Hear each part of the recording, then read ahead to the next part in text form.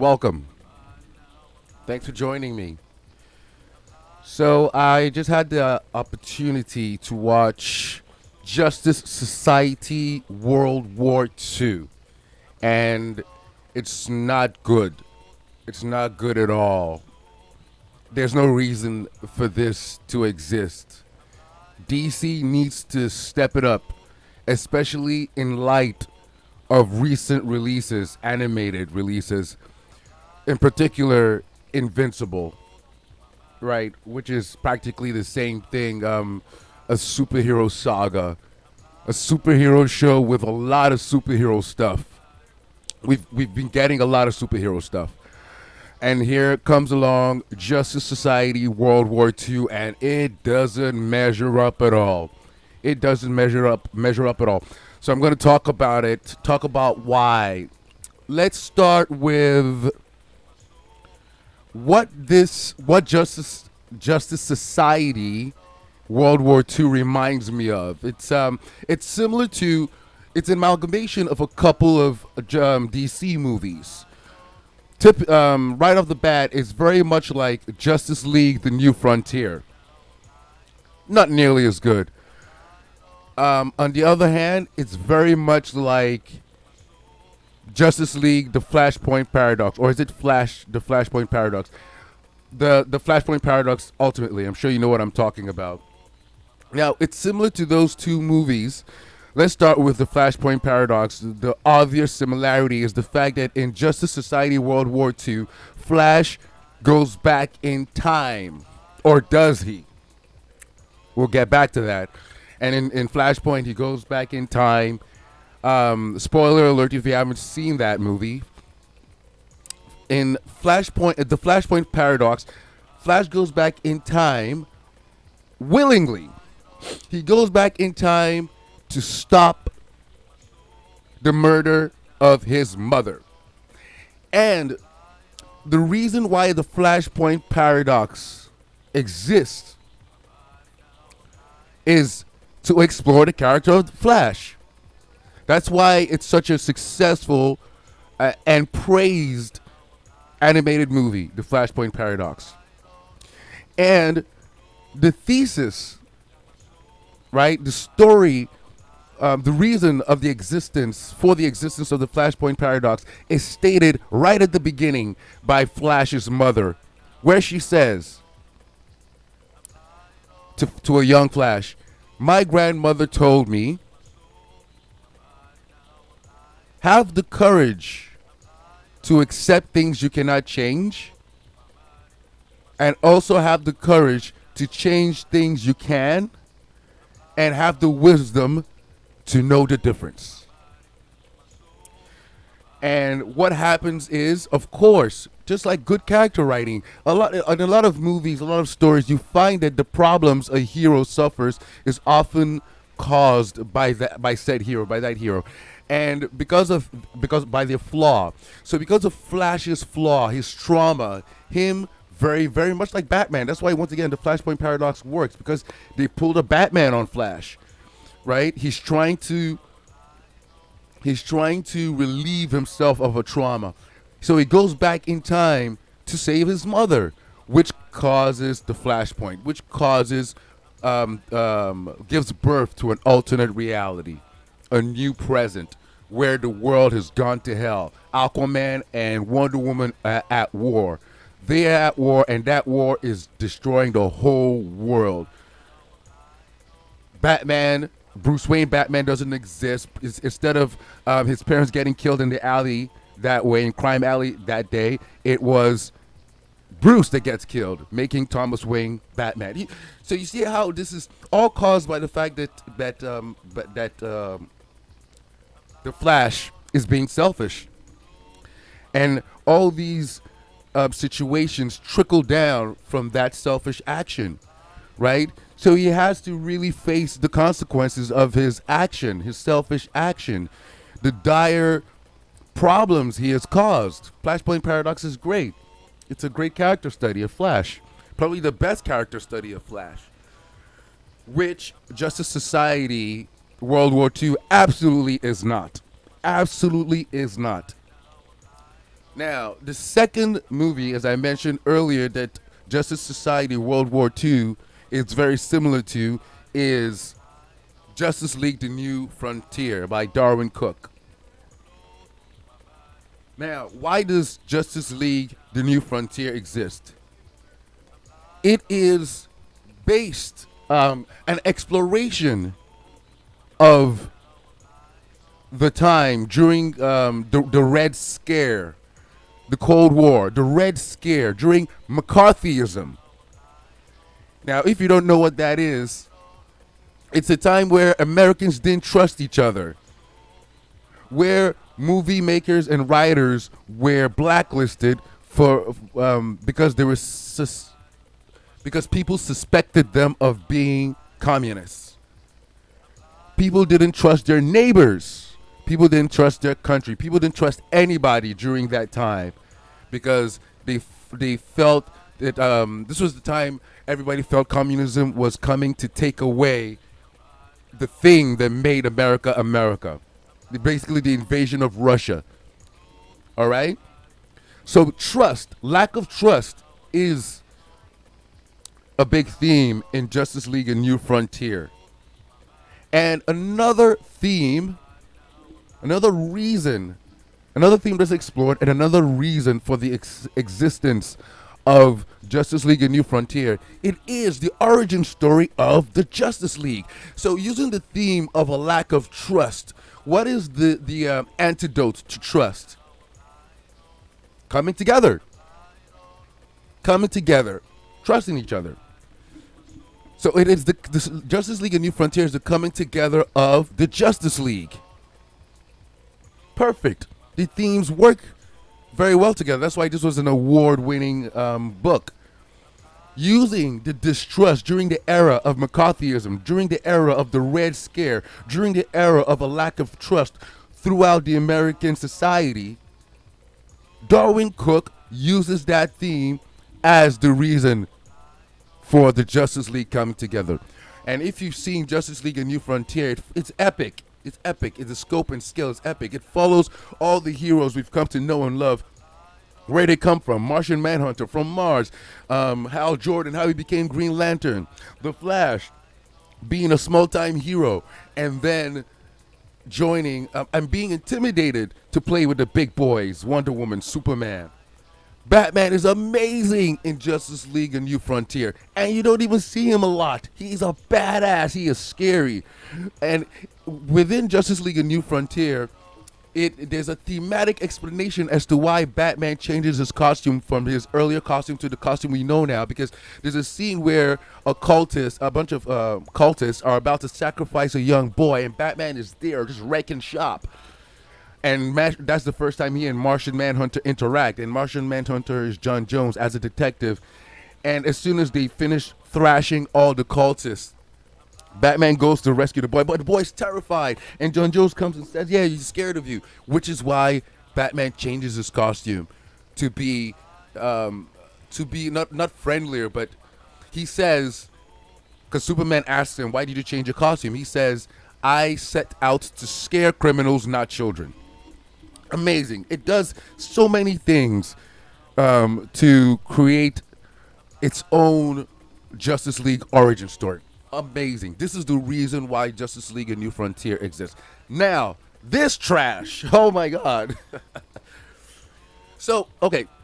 And I'm using these two movies that this movie is very similar to compare, to explore Justice League, Justice Society World War II. It might not sound like it, but that's what I'm doing. I'm analyzing Justice Society. All the themes I'm mentioning in these other two movies are what's lacking or barely existent in what Justice Society World War II is.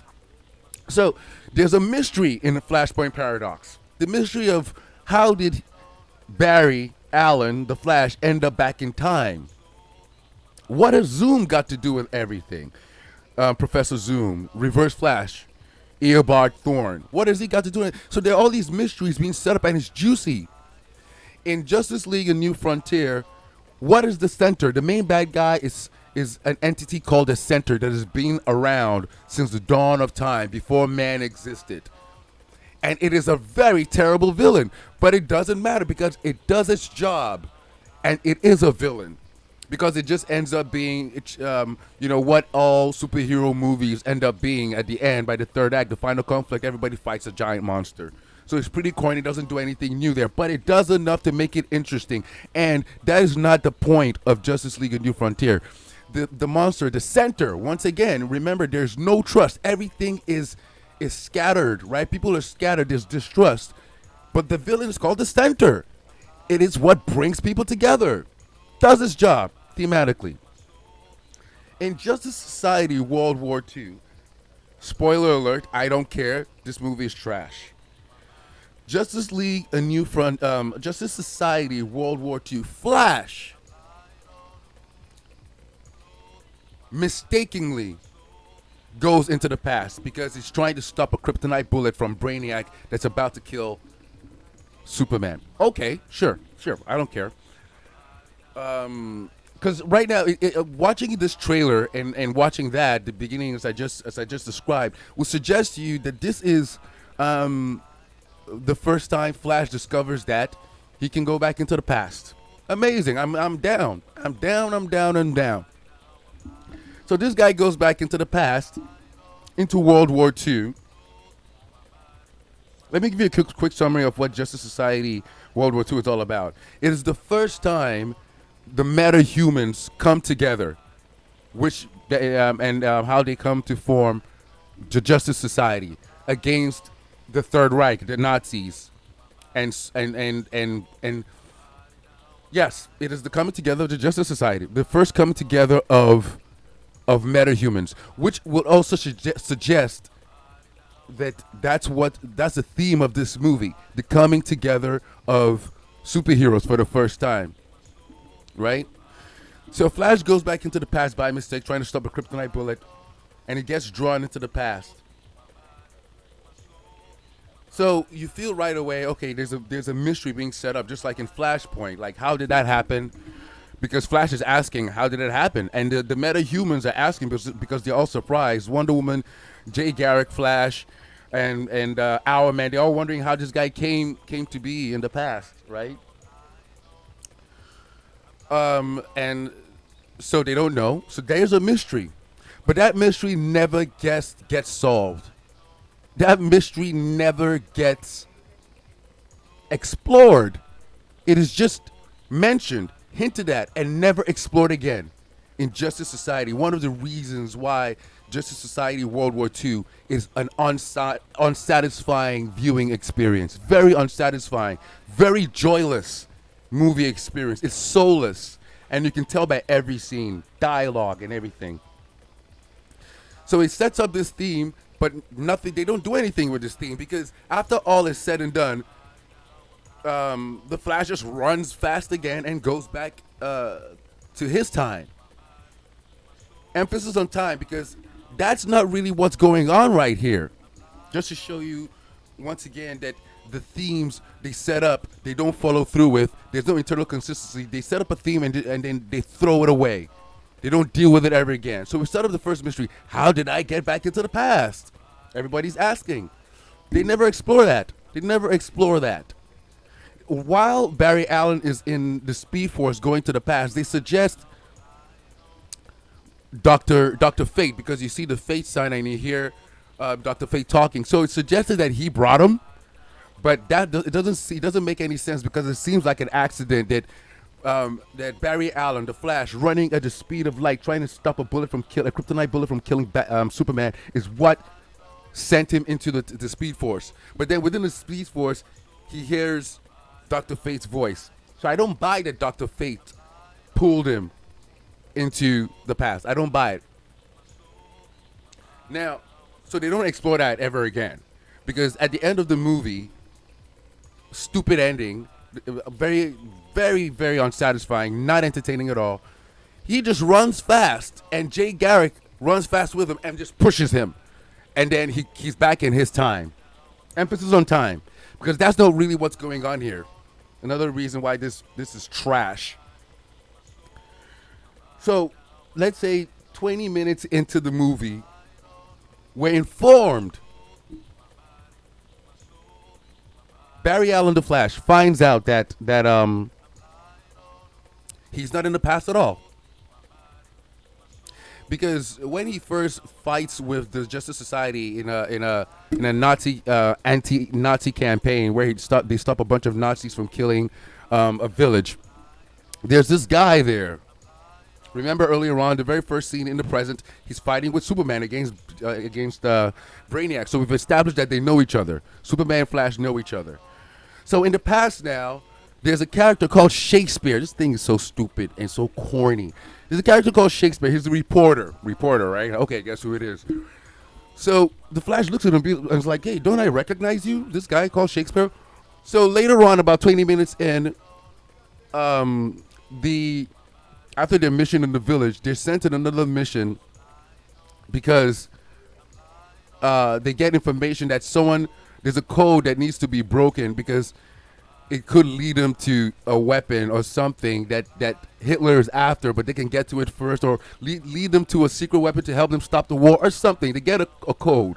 It isn't clear. It isn't valid. It isn't viable. It isn't palpable. You don't care. You don't care. You don't know what's going on. You don't care.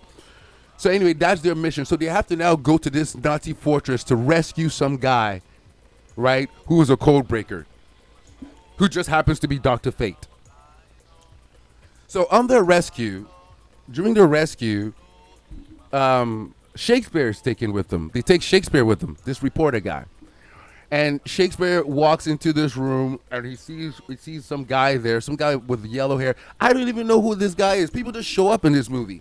Anyway, this guy gives him a book, a backpack with a book in it. And the backpack is slightly ripped. And you can see that the book is like the book of Superman or something. It has a Superman logo. You don't see completely, but you see the S. You know that's what it is. And you know that's what the movie's suggesting. Another mystery being set up, right? But who is this guy? What the hell is that? That's a Superman book? What the hell is this thing? Right? So anyway, Shakespeare looks at it. So clearly you know now that this is Superman in this time, right? So anyway, a guard, this is also cemented by the fact that a guard comes in while he's talking to this guy and taking the book, while Shakespeare's taking the book that this guy gives him, and he unloads on Shakespeare. And the bullets bounce off, and you're like, oh shit, this is Superman, okay. And all the heroes come in and they're like, oh man, like you've got these powers, we're in the middle of a world war, why aren't you helping people? And this Superman, who is an asshole in this universe, in this time period, says that, oh yeah, his parents died when he was 3, he grew up in a hateful world, he just learned to take care of himself, right? So everybody's kind of pissed at him. The Flash is just like, whoa, this is weird. Like the Superman I know stands for truth, justice, and the American way, which they say a lot in this damn movie. Truth, justice, the American way. So ham-fisted, so overwrought, so boring. So Shakespeare helps the kid and he leaves with his Superman book. Anyway, they get the code, and the code is broken by Dr. Fate, because that's what Dr. Fate is, a code breaker.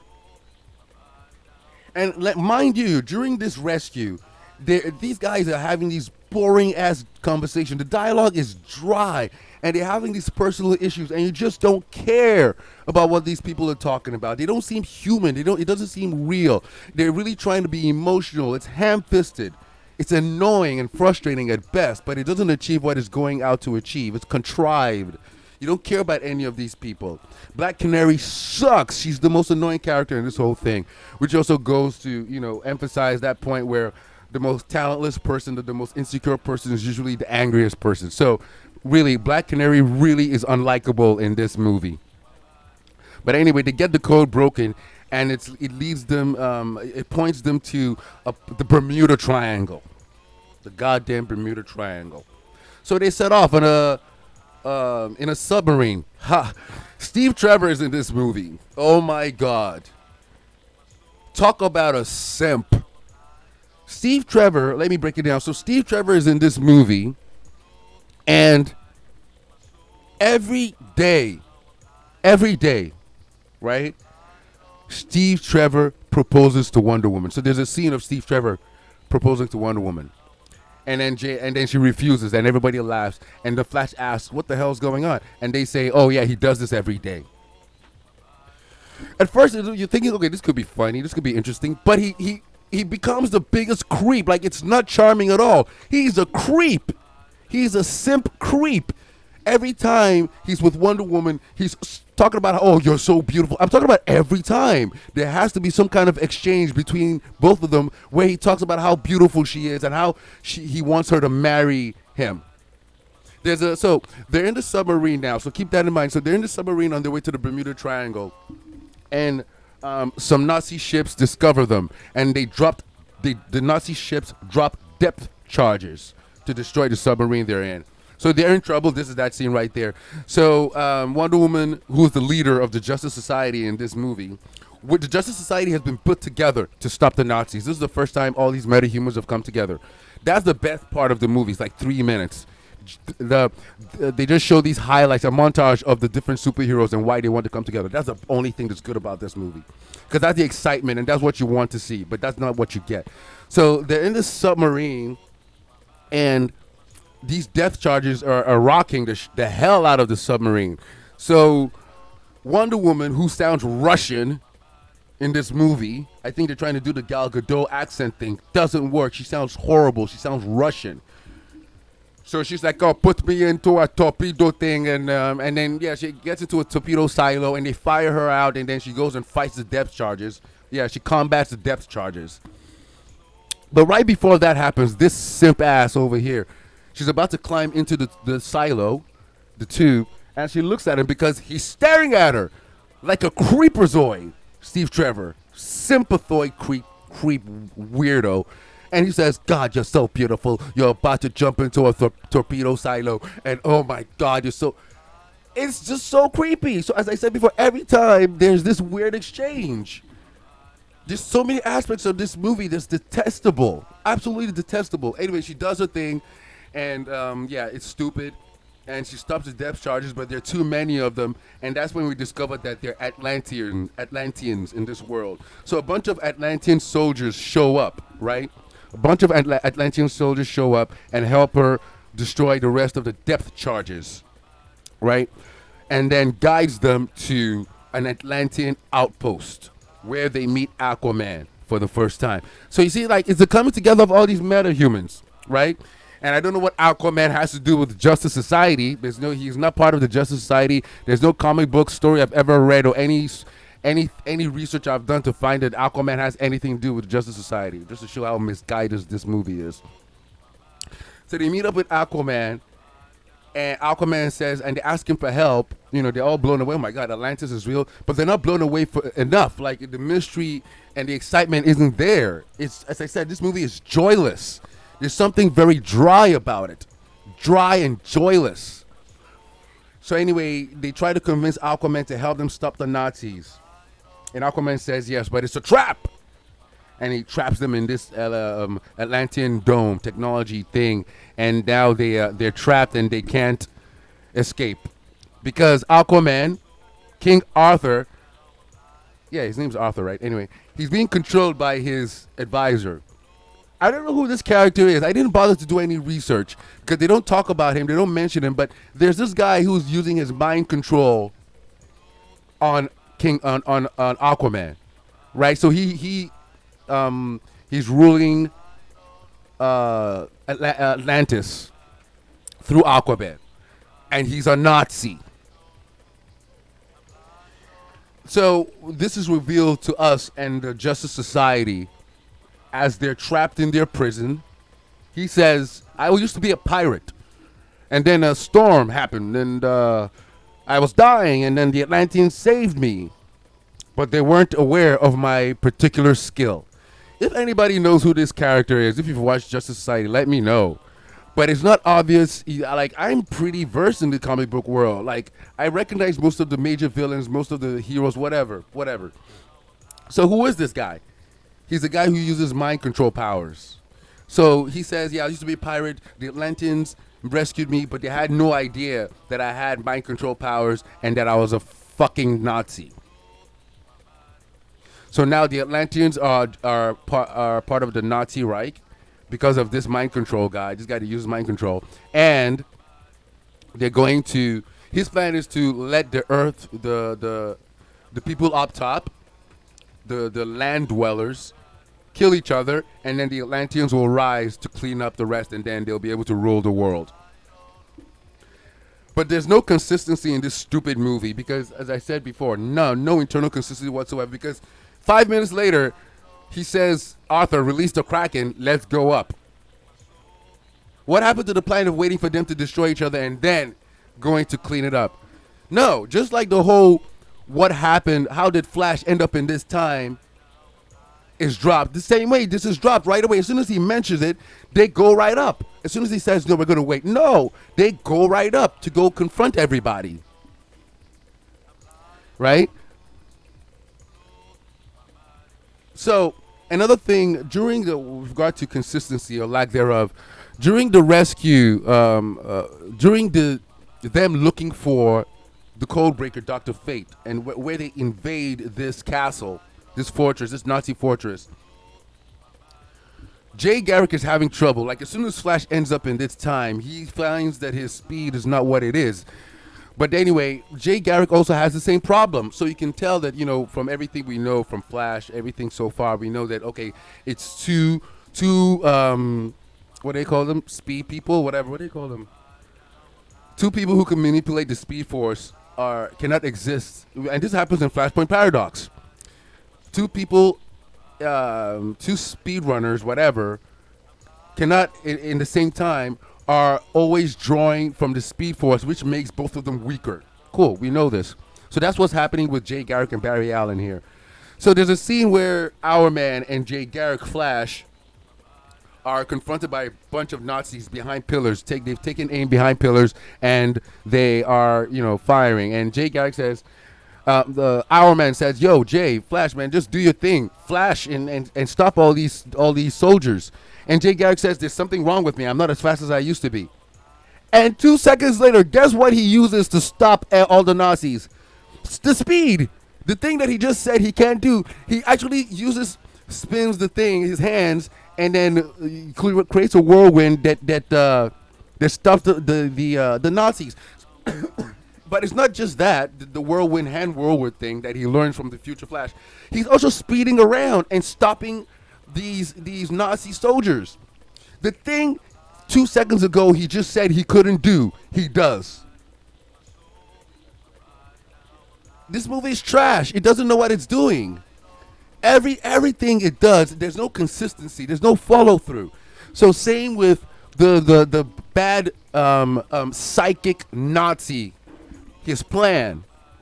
No, we're going to wait till the Earth dwellers, the land dwellers, destroy themselves, and then I'm going to rise up with the Atlantean army and take over the world.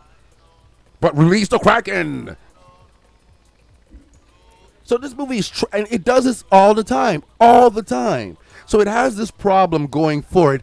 And on top of that, it is joyless. It is dry. You don't feel any joy. You know that joy you feel that escapism when you're watching a superhero movie. Like when you watch Justice League: A New Frontier, it's exhilarating. There's this charm to it. You're glad to be in this time period, the way it explores this time period, and the Justice League, the superheroes. You feel a sense of hope, of joy. Like, it's great. It has so much soul. Same with Flashpoint Paradox.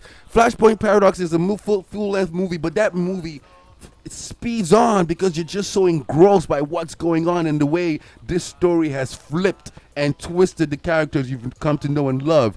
You're like, oh my God, like, how is this going to turn out? The stakes are so high. This is so joyless for those reasons that I'm talking about. So they go up, the Flash, the Jay Garrick, they're able to escape the Atlantean, their Atlantean confines, because Jay Garrick tells the Flash, okay, we'll combine our powers since we're not at our full strength because we're both drawing from the Speed Force. You're going to vibrate, put your hands on the floor and vibrate, and I'm going to vibrate on your back, and together we'll use our combined Speed Force, and you're going to vibrate your molecules through the floor and then escape. So this is slightly interesting because this is how they're explaining that our Flash, Future Flash, learned how to vibrate his molecules. right? Cool, whatever, don't care. So they do this stupid thing, and then our Future Flash, who they're calling Future Boy in this, vibrates through the floor and is able to help his buddies escape. So now they go after Arthur. Wonder Woman and Future Boy, the Flash, Future Flash, go after Arthur and the mind control guy, who have gone off to release the Kraken. And the rest of the Justice League rescue the submarine, and they go after the Atlantean army.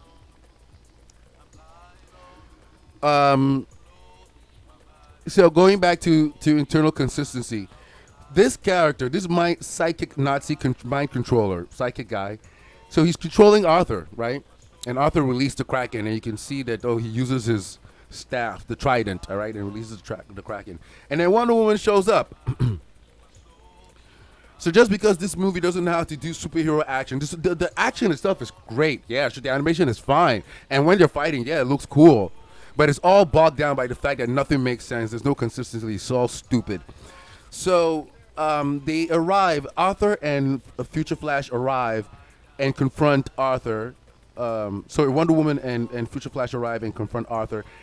But as soon as Arthur is kind of taken out of commission and the Kraken cell is opening, the psychic, the Nazi psychic, is able to take control of Wonder Woman.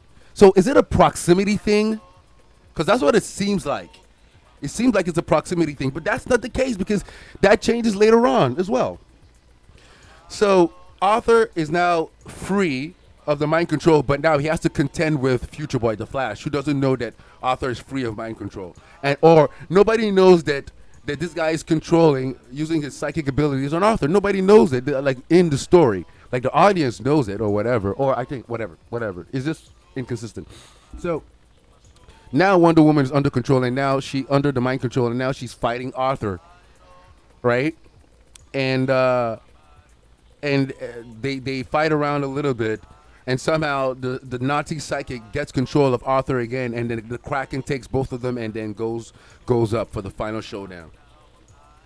So they all show up on the beach, wherever they are, and there's a big fight with Atlantean, now the Atlantean army, right? This is World War II. The bad guys are supposed to be the Nazis, but now they're fighting Nazi Atlanteans. All right? Once again, they're biting from Flashpoint Paradox, because of that whole, the final scene where everybody's fighting Aquaman's army and Wonder Woman's army. It just reminds you of that, but not in a good way at all. It's very derivative, but not close to being as good as the thing is stealing from. Not close. So now it's these Justice Society superheroes versus a bunch of Nazi Atlanteans. No real Nazis in sight. So this is clearly anticlimactic. So Hawkman is killed, and it's supposed to be this emotional thing. He has the corniest dying sequence ever, and he's talking to what's her name, Black Canary. Oh my God! And it's just so bad. You don't care. It's so bad. It's supposed to be emotional, but it's not. It's corny as hell, and it's dumb, and it's forced. It's contrived, ham-fisted. So because Hawkman dies, Black Canary's now angry, and now she's so badass now. Steve Trevor is also killed as, oh my god, I didn't even realize this. It's so much like Flashpoint Paradox, because Aquaman is now the main bad guy, the mind-controlled Aquaman, right? He's now the main bad guy. So he's fighting against, he's up against Wonder Woman, just like Flashpoint Paradox. Right? They're both going up against each other, and it's terrible. But during that fight, Aquaman gets the upper hand, but Steve Trevor comes in and saves Wonder Woman. And then Aquaman kills Steve Trevor. It's supposed to be emotional, but it's not. It's stupid. It's stupid. You don't care. You really don't care. Right before Wonder Woman engages Aquaman, because right? You know, the Justice Society is already engaging the rest of the Atlantean army, and Aquaman and the Kraken and the Mind Control guy are behind them, and Wonder Woman and Future Flash are behind those guys. So when they show up on the beach, Future Man and Wonder Woman show up on the beach, and they see that Aquaman is on top of the Kraken with the Nazi psychic. Wonder Woman flies over and tackles Aquaman, right? Okay, Aquaman is still under the control of the Nazi guy. But until the scenes that I just talked about, until that happens, so a lot of things happen. We do not see the Nazi guy, the Nazi psychic. He just disappears because they don't know what to do with him. He just disappears up until the end, right? So does Flash.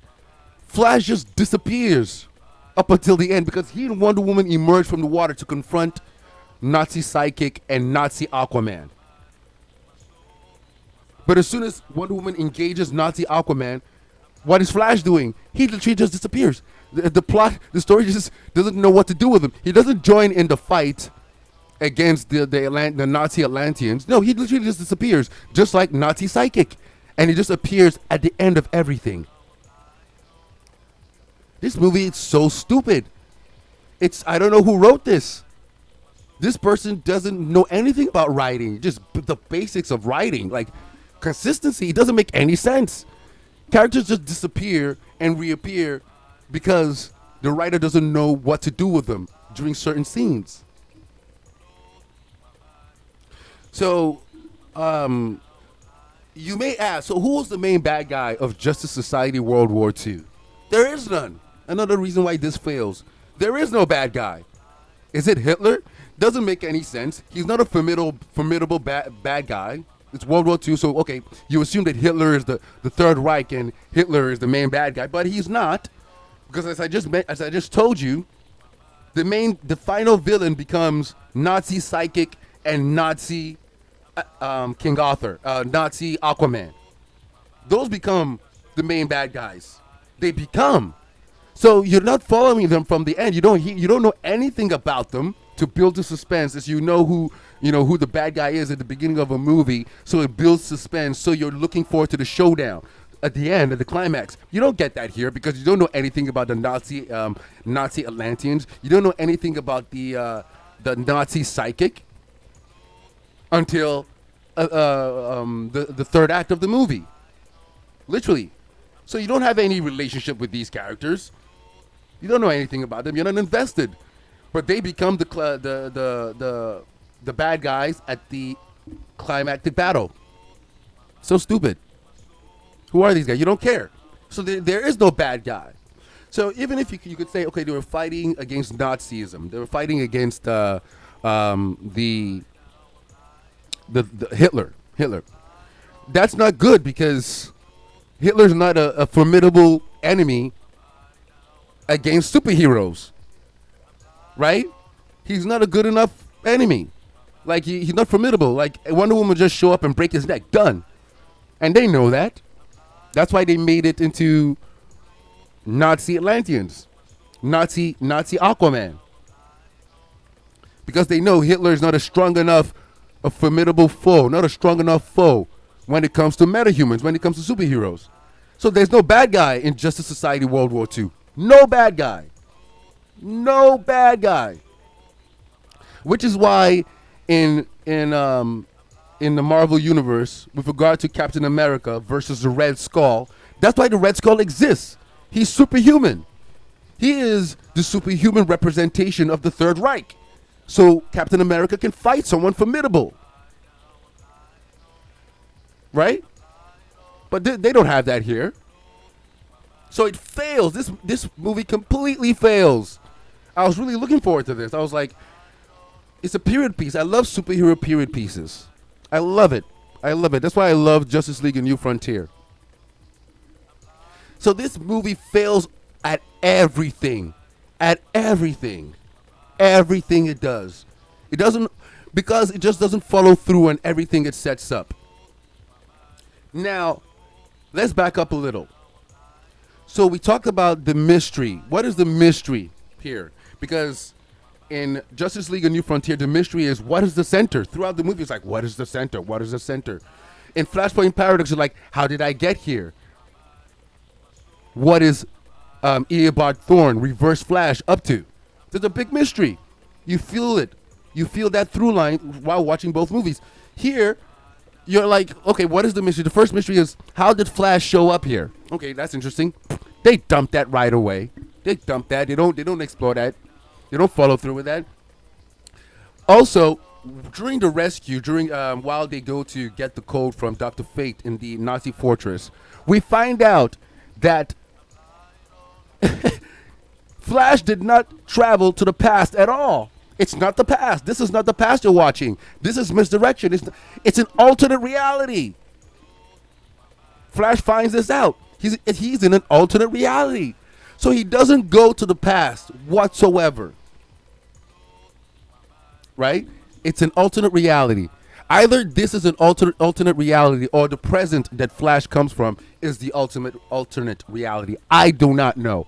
I also, what comes to mind as well is the fact that a lot of folks were talking about how they're trying to restart the DC animated universe, which ended up with Justice League Apocalypse War, right? Where Flash does the Flashpoint thing again. He changes history. So that's when they started these new movies, right? With Man of Tomorrow and so on. But that doesn't make sense because Man of Tomorrow has nothing to do with this. It's all stupid. So I don't think that's what's going on here.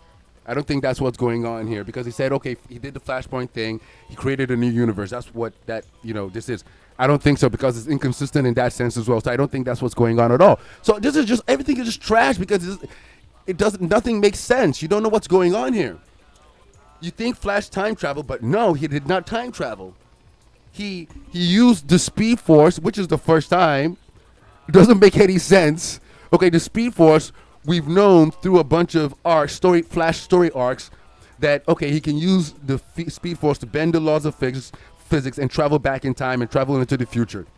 Not travel to alternate realities. I get, okay, they did that in the Flash TV show. Okay, sure. It's not too far from believability. It's not too far. You can believe that, okay, he can do that. But okay.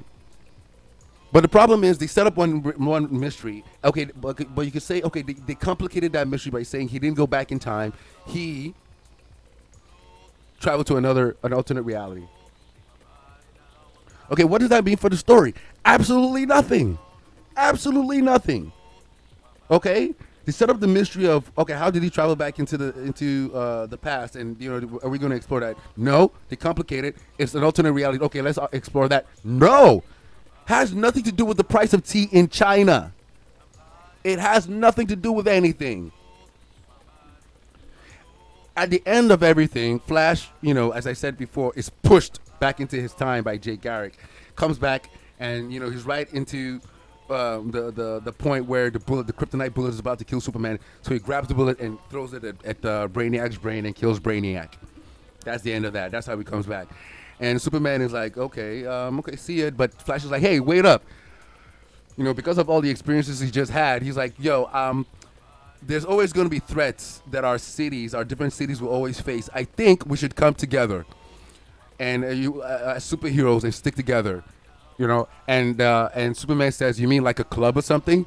And then Flash says something like that, hinting at the creation of the Justice League. And then he goes off and marries Iris West, a race-bent Iris West, right? So that's how the movie started off. It started off with the Flash and Iris West having a picnic. Then he had to go help Superman fight Brainiac. And it ends with them at that picnic. And then, so as I mentioned before that Steve Trevor dies, right? And he was always proposing to Wonder Woman. He has this ring. Wonder Woman gives Future Flash that ring as a way to say thank you for helping them out. And Future Boy takes that ring, and that's what he gives to Iris West when he proposes to her, right? So he gets married to Iris West. And that's the end of the fucking movie. So there's a couple conclusions you can draw from that end. You could say that, okay, this movie exists to explore how the Justice League, the idea for the Justice League was born, which is basically that Flash came up with the idea for the Justice League because he traveled to an alternate reality where he fought alongside the Justice Society, and that gave him the idea to form the Justice League. That's a respectable idea, but it's not explored like that at all. It's not explored like that at all. That's not what happens at all. It's stupid. That sounds like a fun idea, but no, it's stupid. Doesn't work out. So you can say that's why this movie exists, because they're trying to say that Flash, this is the birth of the idea of superheroes teaming up and the birth of the idea of the Justice League. That's one conclusion you can draw from that as to why this movie exists. Another is because of the experiences he had in this alternate reality. The Flash realizes because he and Iris West are having an argument in the beginning of the movie, and Iris doesn't know why he doesn't want to commit or wants to know where the relationship is going, right? That trap, right? Like, where is this going? So you either choose, as a boyfriend, you choose, oh, okay, I want to be with you forever, or leave me alone, right? Like, this movie sucks. So he comes back and he says, okay, I'll commit. Because you pressured me, I'll commit. And gives her the ring. So that's another conclusion you can draw. Okay, that's what this whole movie was about. So that Barry Allen, the Flash, can learn the lesson of commitment. That's also stupid because you really made a whole movie because of that? Like, that's why this movie exists? No, I can't believe it. I can't believe you would dedicate money and resources to making a movie so Barry Allen can commit to relationships. Stupid. Don't believe it. The previous conclusion I drew is much more interesting, is much better. But that's not what happens here. And that conclusion is the fact that Barry Allen went through this adventure so that he could have the idea to create the Justice League. Right? But that's not successful at all. That's not what was done. This movie sucks. It fails. It is joyless. It is dry. It is soulless. And it sucks because this is the first time, we've seen the Justice Society animated. This is a very interesting time period. As I said before, I love superhero period pieces. They could have done so much interesting stuff. And the setting is perfect. It's World War II. It has that Watchmen feel where it was during the Cold War, which that's kind of like when the world was on the verge of nuclear war. That's the setting of Watchmen. So it has that vibe, but it doesn't follow through at all. It has that vibe, doesn't have the quality. This movie fails, right? And just watching it, you just feel it. You know what it feels like? It feels like Unbound, Superman Unbound. I don't know if you've ever watched that. Superman Unbound is a story about how Brainiac comes to Earth and then, everything is threatened and Superman has to fight Brainiac, and he has this very, very strained relationship with Lois Lane. And it's somewhat adult, but it's really bad. It has that feel. It just doesn't work. It doesn't fit. It doesn't work at all. So this movie tries to be Flashpoint Paradox. It tries to be a combination of Flashpoint Paradox and Justice League: A New Frontier, and achieves none of the qualities in those movies. It achieves nothing those movies achieve. It's nothing like those movies. It's superficially, it's like those movies. I think that's why maybe these guys were like, okay, let's do a movie about, once again, why does this thing exist? Why does this movie exist? So you can say, creatively speaking, the artists, the producers, the creators behind this project were like, okay, I want to create a period piece. We want to explore this Justice Society. And, okay, we have a good setting, World War II, and then we can tie it to our time, the present time, put the Flash in it. So you start looking for references. As an artist, I do this a lot. Reference helps, right? So what movies are like this? Of course, Justice League: A New Frontier. Of course, the Flashpoint Paradox. This seems like a great combination on paper. On paper. The execution is terrible. This is horrible. Horrible. There's no reason why this movie should exist. In addition, after watching this is like an hour and something, right? It's like it's a full length movie. And after we've been exposed to the quality of Invincible, which every episode is like 50 minutes, 50 minutes. It's like a movie. This doesn't hold a candle up against the worst episode of Invincible. Not even close. You know, not even close. Moreover, on that point, the action scenes are pretty good. But after experiencing the action of Invincible, you really don't. You're not excited. It's not exciting. The very first scene where the Flash and Superman team up against Brainiac, it's terrible. It's terrible compared to. It's dated compared to what we're experiencing with Invincible.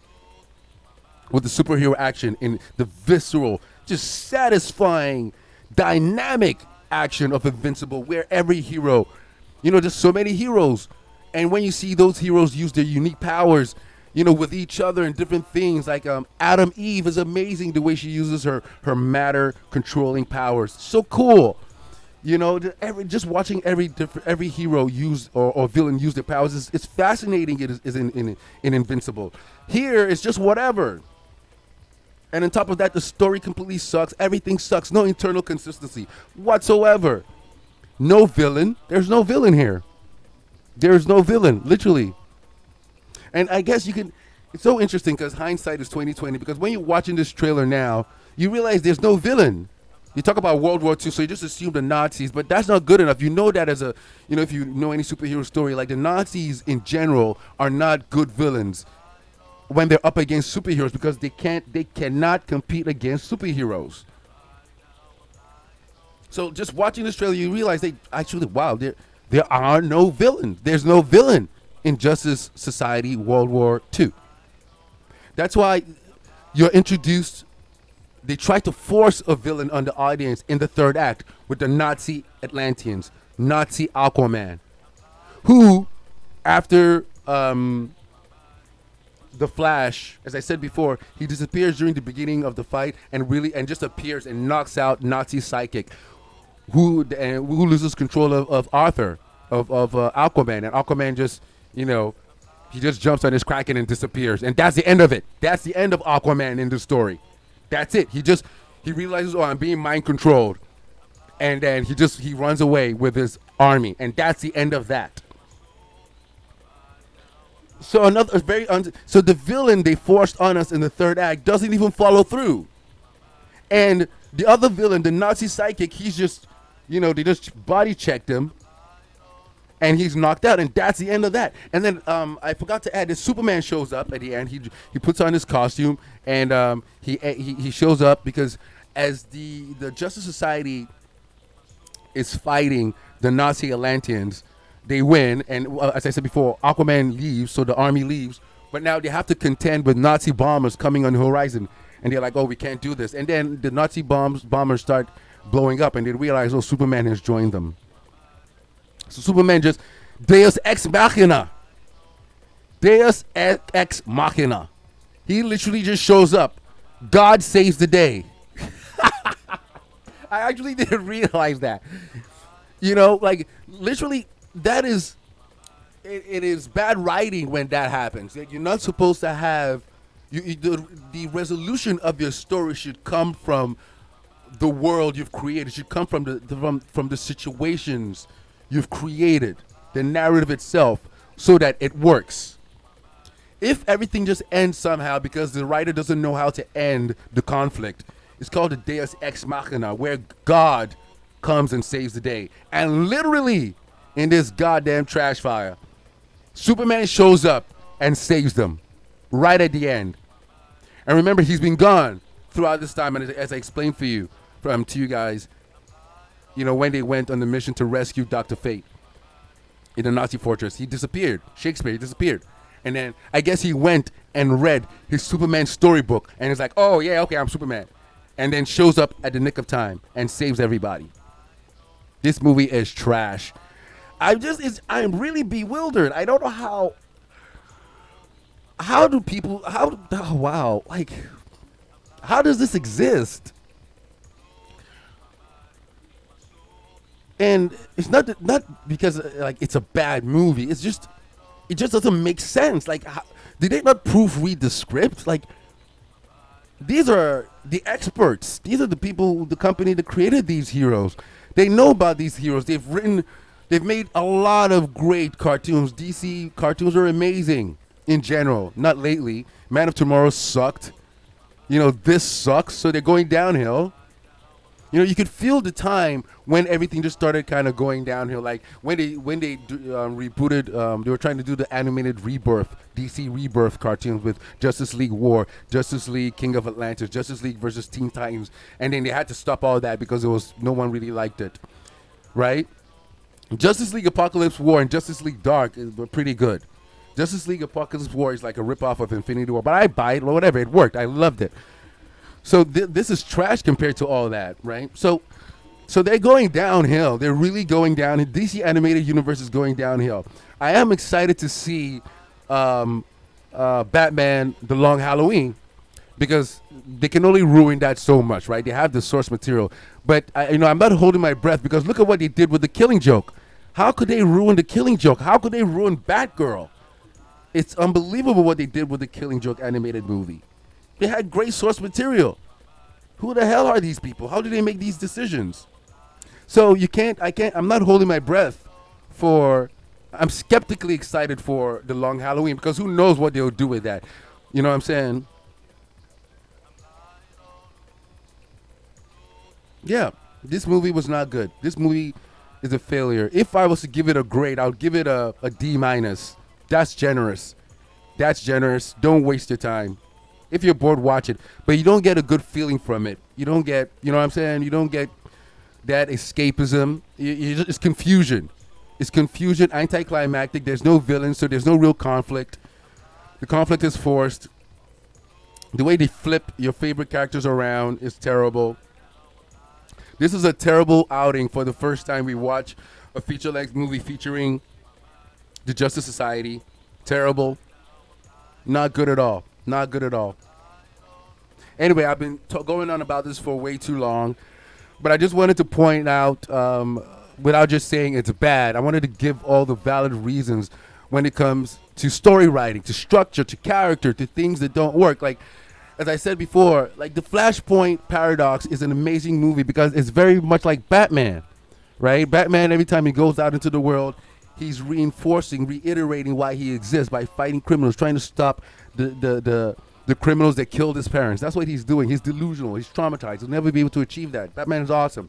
That's what they do with Flashpoint Paradox. He goes back in time to try to stop the death of his mother, which is never going to happen. It has a bunch of repercussions. Boom. It's great character exploration of the Flash. Justice League: A New Frontier, exploring a very dark time of American history, of world history, a time of distrust, and using that to as a reason for the coming together of the Justice League, for the coming together of society, and hope for the future. Unbelievable. A New Frontier. Unbelievable. This is nothing. This has nothing. What are they exploring? Whose character? Nothing.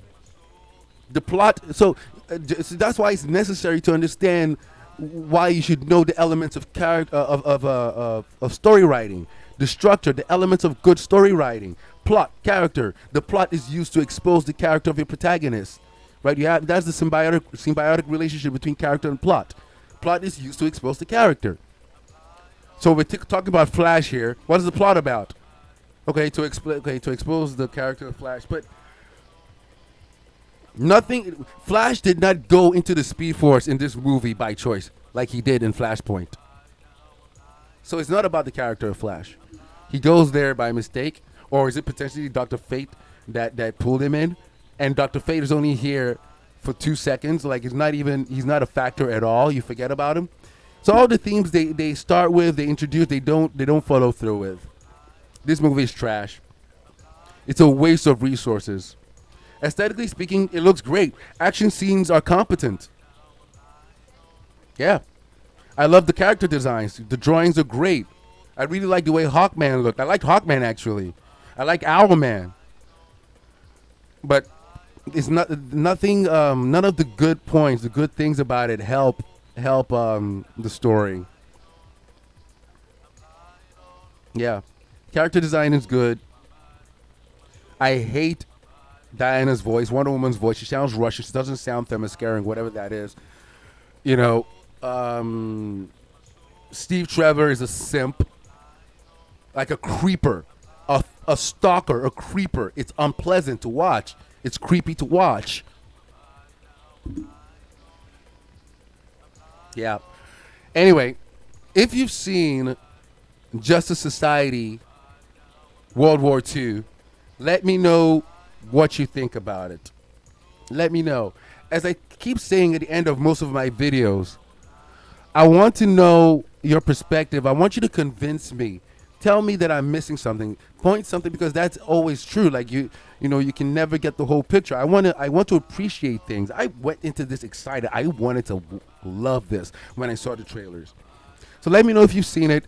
Let's have a discussion down below in the comments, and help me grow. Help me grow. I'm a very tiny channel. As you can see, I'm passionate about comics, cartoons, movies, creative writing in general. Creative writing in general. On that note, later on today, I will be releasing another video where I'm going to be drawing my comic book once again. I have a video that I'm going to link to this video so you can watch me put my words, put money where my words are. What my yeah, put my money where what is it? Yeah, you know the expression. Put my money where my word is. Basically, like work on a comic book. Like use all these tools that I've been talking about, right? Like I'm not just a critic or some nerd. I study this stuff and I want to produce content, viable content for an audience that an audience will enjoy. So I'm not just criticizing stuff. I'm learning.